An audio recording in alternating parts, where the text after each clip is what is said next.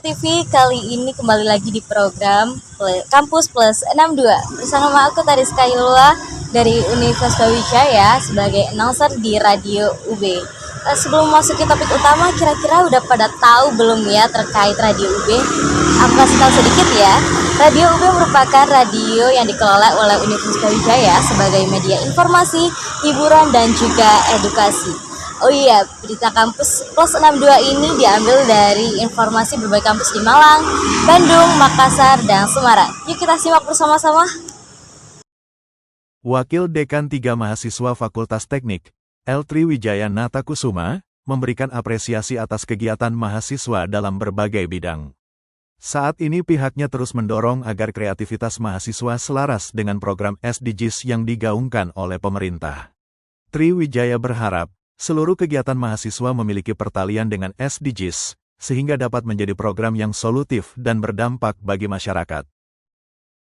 Alhamdulillah, jadi kami sangat dan bersyukur sekali gitu ya, dan kegiatan adik-adik di Kreatas Mesin Brawijaya, di mana kegiatan ini memang agenda tahunan ya, sudah puluhan tahun berjalan, dan dengan topik yang terkait dengan SDGs juga ini sangat mendukung untuk capaian program prioritas UB ya di dalam peningkatan reputasi internasional untuk SDGs. Alhamdulillah, jadi kalau kita dari segi prestasi, ekosistem yang sudah lama dibangun oleh adik-adik di mesin ini sangat bagus sekali gitu ya. Dengan capaian-capaian prestasi yang alhamdulillah juga kemarin adik-adik juara di kontes mobil hemat energi. Artinya bahwa ini juga bagian dari mendukung bagaimana agar supaya teknologi yang diterapkan itu mendukung dan menjaga kelestarian lingkungan gitu ya, dengan penggunaan bahan bakar yang ramah lingkungan dan sebagainya. Ini menjadi penting untuk kita dukung dan insya Allah berdampak kepada lingkungan. Beragam kegiatan mahasiswa di Fakultas Teknik Universitas Brawijaya terdiri dari beberapa bagian, mulai akademik, riset, olahraga, hingga seni budaya, yang memberikan aspek prestasi dan dampak bagi program SDGs. Kebutuhan tenaga kesehatan seperti dokter spesialis sangat mendesak bagi rakyat Palestina. Namun upaya mencetak dokter spesialis membutuhkan waktu dan dana serta sarana yang memadai. Untuk itu, Bulan Sabit Merah Indonesia menggandeng Universitas Brawijaya untuk bekerja sama dalam membantu mendidik calon dokter spesialis Palestina. Naskah kerjasama tersebut ditandatangani oleh Rektor Universitas Brawijaya bersama pihak BSMI di ruang pertemuan Rektorat, Senin 27 Oktober 2025. Usai pertemuan, Rektor Universitas Brawijaya Profesor Widodo mengatakan, dukungan tersebut merupakan upaya kemanusiaan untuk membantu rakyat Palestina. Calon dokter tersebut nantinya akan dididik di Fakultas Kedokteran UB, agar dapat menjadi dokter spesialis yang mumpuni.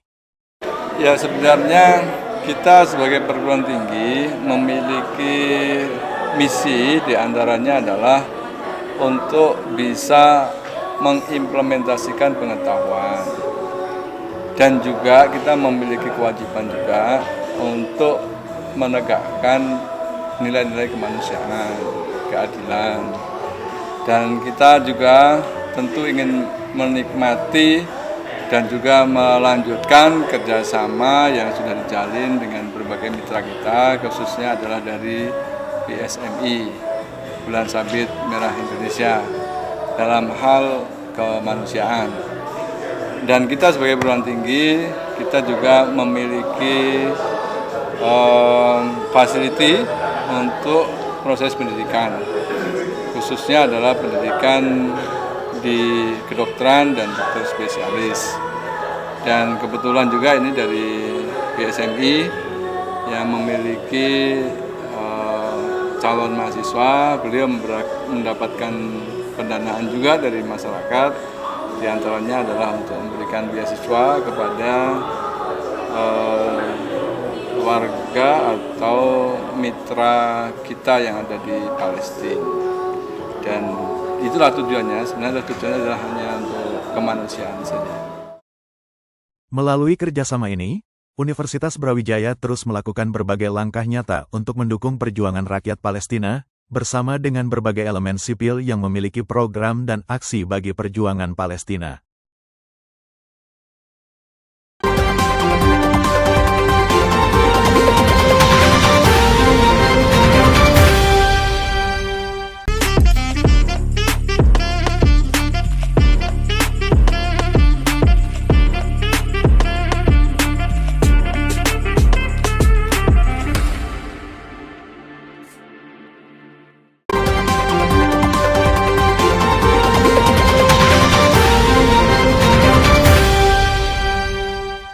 Sekolah Menengah Kejuruan Negeri 2 Malang menggelar kegiatan guru tamu industri bagi siswa jurusan perhotelan dan kuliner pada Senin 27 Oktober 2025. Kegiatan ini mengundang General Manager Rice Hotel, Yanuar Arifin beserta tim, sebagai pengajar dari industri yang diikuti oleh seratusan siswa sekolah tersebut. Kepala Sekolah SMK Negeri 2 Malang, Dr. Randus Hari Mulyono mengatakan, kegiatan ini merupakan bentuk peningkatan hard skill dan soft skill siswa yang selaras dengan kebutuhan dunia industri. Pada pagi hari ini kita kedatangan tamu dari manajer Hotel RIS Universitas Muhammadiyah Malang yang melaksanakan langsung sebagai guru tamu yang ada di SMK Negeri 2 Malang dengan program keahlian perhotelan dan kuliner.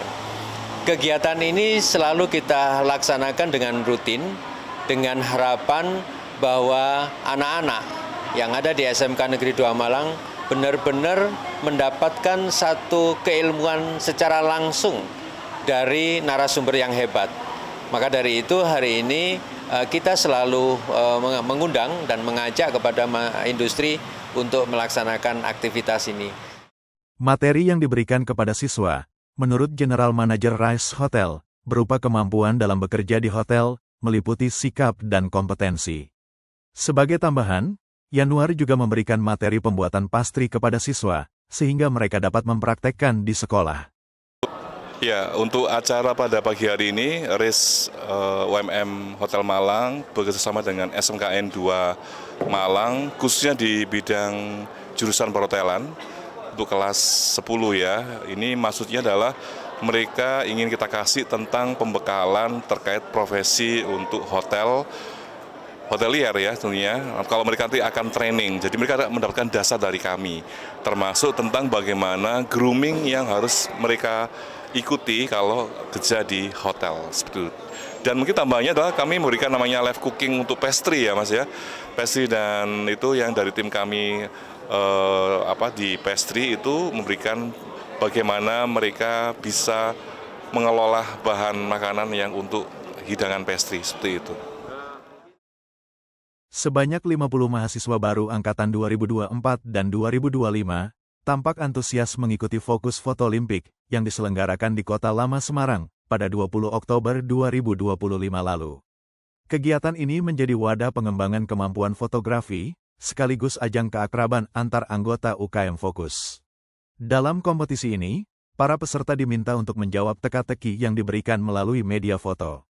Nah, di sini ada acara Fokus, yaitu Fokus Olimpik yang kita selenggarakan, yaitu Fokus Olimpik tersendiri itu seperti perlombaan atau olimpiade, yaitu teka-teki mereka para peserta menjawab soal yang kita berikan dengan sebuah foto. Ya, untuk pesertanya itu ada kurang lebih 50, jadi kita dibagi jadi beberapa kelompok. Untuk harapan kita, Fokus bisa membuat acara seperti ini lagi atau lomba-lomba yang lain, tapi dengan kancah nasional atau internasional, seperti itu. Selain sebagai ajang lomba, kegiatan ini juga menjadi ruang belajar bagi para anggota baru. Melalui tantangan yang diberikan, peserta dituntut untuk berpikir kreatif, bekerja sama, dan mengasah teknik fotografi mereka. Dengan semangat kolaborasi dan kreativitas, Fokus Foto Olimpik menjadi salah satu cara UKM Fokus membangun komunitas fotografi yang solid di lingkungan kampus.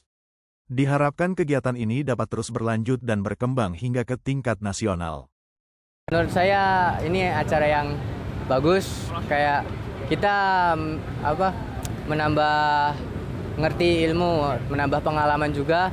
Dan pesan saya untuk kedepannya buat acara UKM Fokus ini lebih banyakin lagi foto-foto seperti ini biar bisa mengasah kemampuan anggota-anggota yang lainnya. Dari Semarang, Tim Liputan USM TV melaporkan untuk UB TV. Sekolah Menengah Kejuruan Negeri 2 Malang terus mempersiapkan materi dan sarana pendukung bagi pelaksanaan tes kemampuan akademik yang akan berlangsung pekan depan. Endah Widiantoro, Ketua Pelaksana Tes Kemampuan Akademik, menjelaskan, pihak sekolah sudah memberikan materi tambahan kepada siswa melalui bimbel materi wajib dan pilihan. Bimbel ini bertujuan memperbarui kemampuan siswa terhadap materi yang akan diujikan dalam tes kemampuan akademik.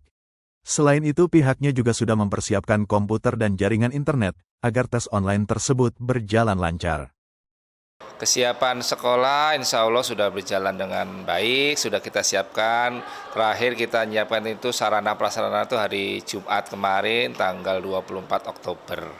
Untuk anak-anak kita siapkan, kita adakan bimbel tambahan dilakukan itu setelah pulang sekolah. Setiap mapel, baik mapel wajib maupun mapel pilihan seperti kemarin ada kita tambahan buat biologi, ekonomi, sosiologi, matematika tingkat lanjut yang kita adakan itu sejak awal Oktober sampai terakhir kemarin Jumat. Untuk sarana prasarana kita sudah siapkan, kita untuk keterbatasan komputer kita ambil dari berbagai unit, terpaksa kita pinjam untuk misalnya di unit lab KPR, di unit BK itu kita pinjam ya kita setting di tempat ruang ujian. Untuk jaringan internet kita sudah tingkatkan itu menjadi pada saat gladi bersih itu untuk kecepatannya 200 Mbps, insya Allah nanti pada saat pelaksanaan itu 300 Mbps karena kita full online untuk di SMK 2. Melalui persiapan ini, pihak sekolah optimis pelaksanaan tes kemampuan akademik akan berjalan lancar sehingga siswa dapat dengan nyaman mengerjakan soal dalam tes tersebut.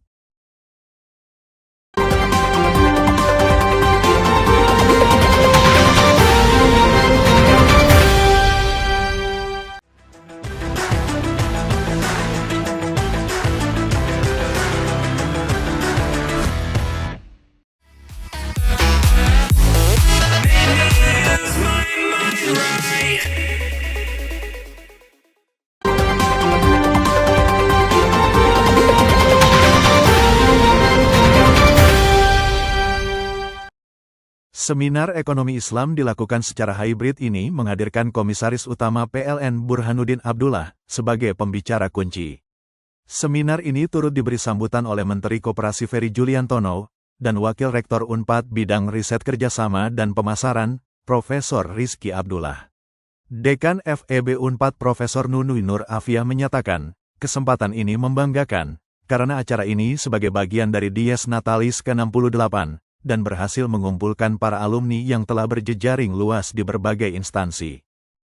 Ini adalah kesempatan baik kita berkumpul ya.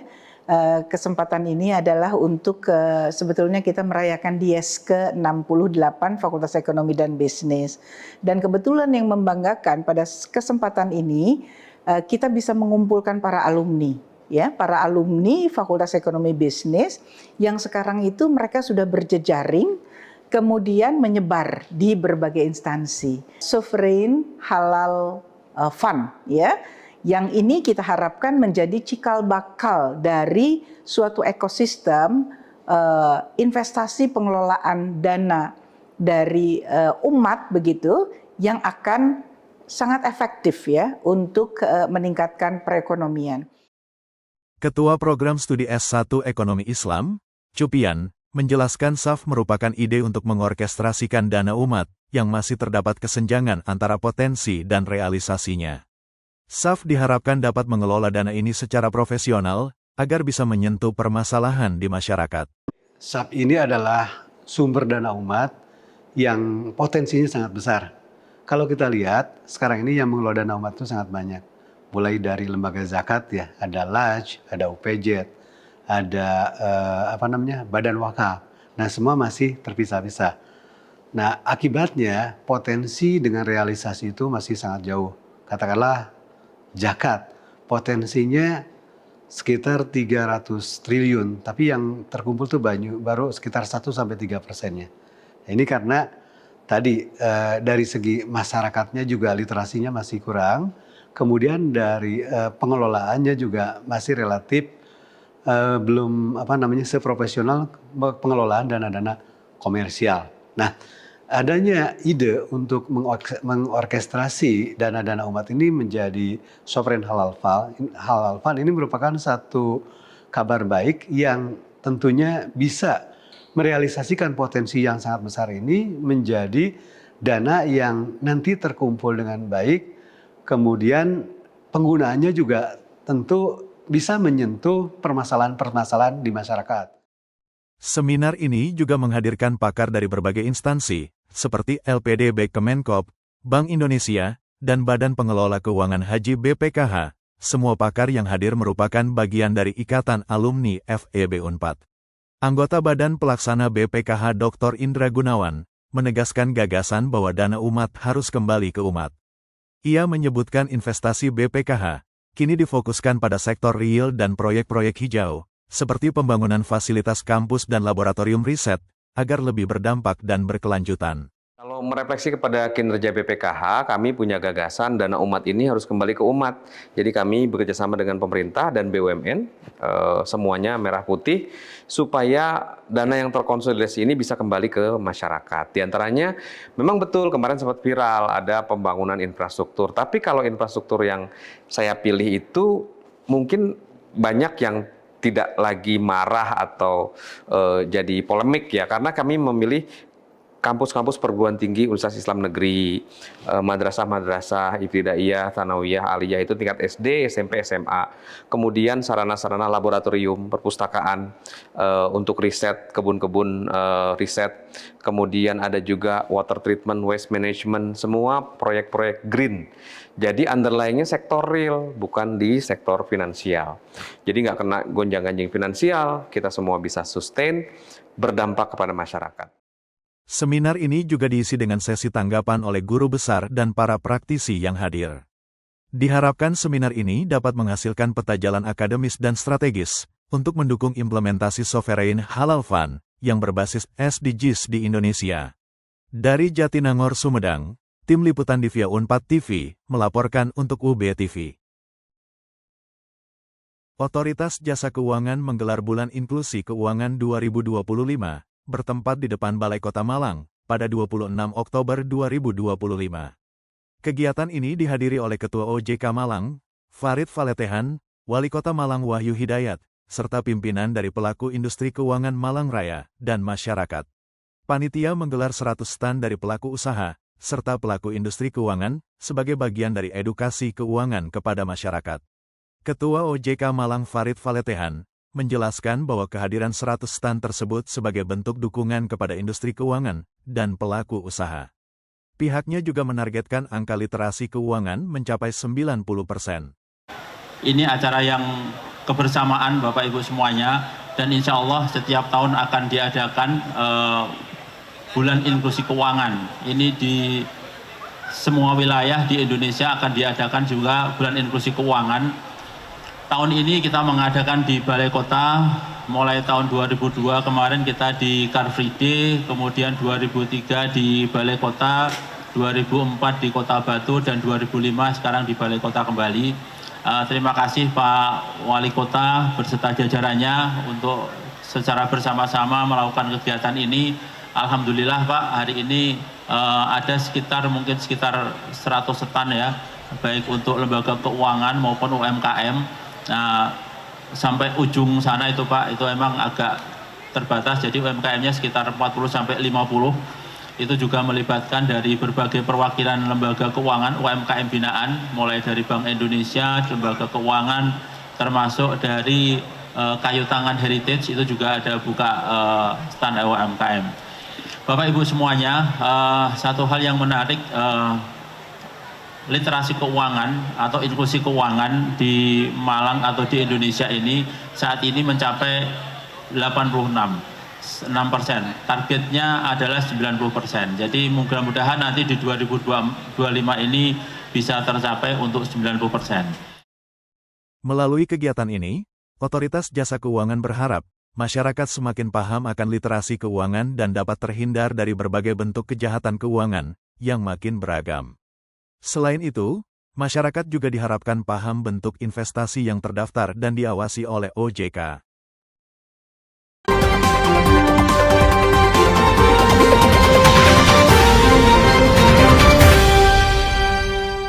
Gimana teman-teman, menarik banget kan beritanya dan juga sangat informatif.